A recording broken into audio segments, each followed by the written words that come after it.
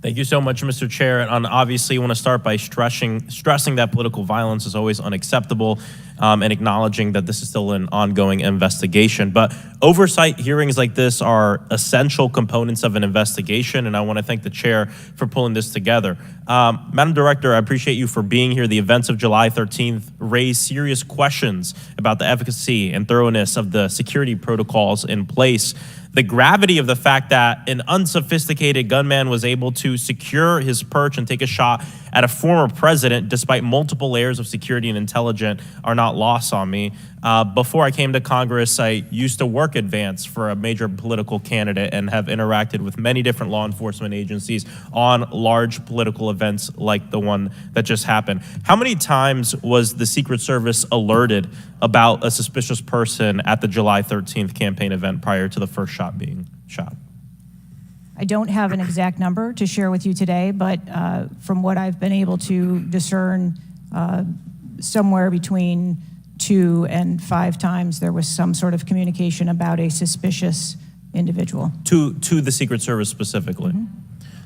According to reports, the shooter was photographed twice by security officers prior to the shooting. A police officer saw the shooter on the ground and reported him with a photograph as a suspicious person. Multiple local law enforcement officers identified the shooter, radioed that he was acting suspiciously near the event's magnetometers.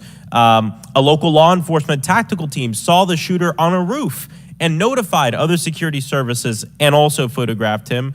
One police officer who photographed the shooter saw him scoping out the roof and carrying a rangefinder. My question is, and you've answered this, but why, or you haven't answered this, why wasn't the event paused right then? Again, I'm not clear on the timeline of when the Secret Service shift and the counter sniper were notified. But earlier, Madam Director, earlier you said that the Secret Service would have paused the rally if they identified a threat. Correct. So why wasn't it paused? Because I have to assume that they did not know that there was a threat when they brought the president out on the stage. I feel like this is a breakdown in communication between local law enforcement, you all, and other actors at the rally. And again, as someone who's worked on these, I understand that there's multiple people with multiple decision, with the ability to make different decisions on the ground. I've taken over the last week, I've spoken with a lot of folks in local law enforcement in my district and across the country that I've worked with before, and other people have brought up concerns around being able to communicate with with Secret Service during these big events and having their flags taken seriously. I do believe that if Secret Service believed that there was a legitimate threat, that they would pause the rally. My concern is before that something was flagged and it wasn't taken as seriously as it should have been taken.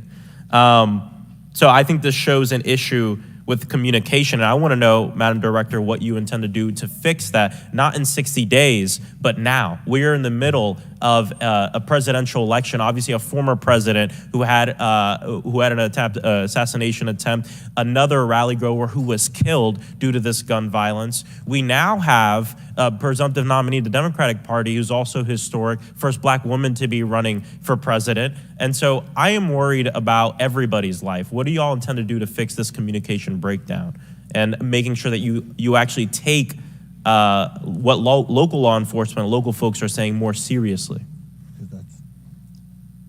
We take what local law enforcement relays to us seriously. Let me just be clear on that.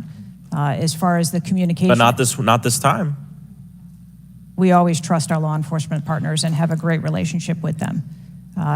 We are looking at whether or not there was a communication breakdown. If that was the case, we will take steps to ensure that we correct that, because to your point, we cannot have a communication breakdown. Madam Director, does you mentioned that the perimeter of the event did not include the rooftop where the shooter was. Does your responsibility and the Secret Service's responsibility to protect a principal stop at the perimeter of an event? Our responsibility is to ensure the safety and security of the event itself and the protectee who is attending that event and the personnel who are protecting. So you would say the fact that the rooftop was outside the perimeter is not an excuse for what happened, saying that it was outside the perimeter of the event? I am not offering that as an excuse. Okay, thank you. I yield back. Gentleman yield.